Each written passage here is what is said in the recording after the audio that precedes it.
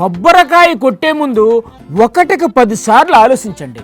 ఎందుకంటే కొబ్బరికాయ కొట్టినందుకు మిమ్మల్ని ఎత్తుకెళ్ళిపోయినా ఆశ్చర్యం లేదు. బీ కేర్ఫుల్ అని హెచ్చరిస్తున్నారు కన్నబాబు గారు. మ్యాటర్ ఏంటో కన్నబాబు గారిని కనుక్కుందాం. చెప్పండి కన్నబాబు గారు, ఏటి విశేషాలు? మేకలు కోసారని, కోళ్ళు కోసారని కేసులు పెడుతున్నారు. ఏంటి మేకలు కోళ్ళు కొత్త కేసులా?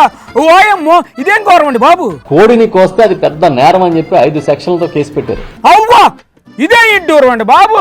ఎవడన్నా పేకలు వస్తే కేసులు పెట్టేవారు, ఇప్పుడు కేకులకు వస్తే కేసులు పెడుతున్నాడు. అయ్యో బాబోయ్, కేకులు కోసినా కేసేనా? ఇలా అయితే ఇంట్లో కూరగాయల కోసం పట్టుకెళ్ళిపోతారేమో. ఇంక ఏం కేసులు పెట్టాలో తెలియట్లేదు వాళ్ళకి. మేకలు కోసారని, కోళ్ళు కోసారని, రేపు పొద్దున కొబ్బరికాయ కొట్టారని కూడా పెడతారు కేసు. కొబ్బరికాయ కొడితే ఎందుకు పెడతారు సార్ కేసు? ఎందుకంటే ఆ సౌండ్ కి మొత్తం ప్రజలు భయభ్రాంతులు అయిపోతున్నారని. సార్, మీరు వాళ్ళకి లేనిపోని ఐడియాలు ఇవ్వకండి. నిజంగా పెట్టినా పెడతారు కొబ్బరికాయ కేసులు. అన్నట్టు సంక్రాంతి సంబరాలు ఎలా జరిగాయి సార్ గోదావరి జిల్లాలో? జగన్ గారి హయాంలో జరిగితేనేమో క్యాసినోలు అంట, జోదం అంట.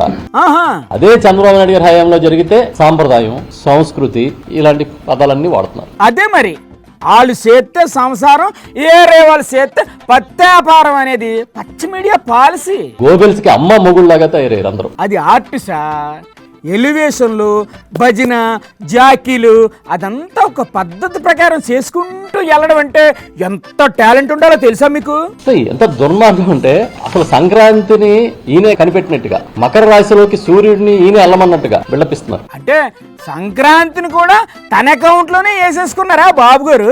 ఇంకా దుర్మార్గం ఏంటంటే అసలు సంక్రాంతికి పుట్టినూరు వెళ్ళడం అనేది వీళ్ళు తీసుకొచ్చిన సాంప్రదాయం అంట. మరి మేడం గారు సొంతూరుకి వెళ్ళే కాన్సెప్ట్ కనిపెట్టక ముందు అందరూ ఎక్కడికి వెళ్ళేవారు సార్? అంత ముందు ఎవడో పుట్టినూరు వెళ్ళేవారు కాదంట.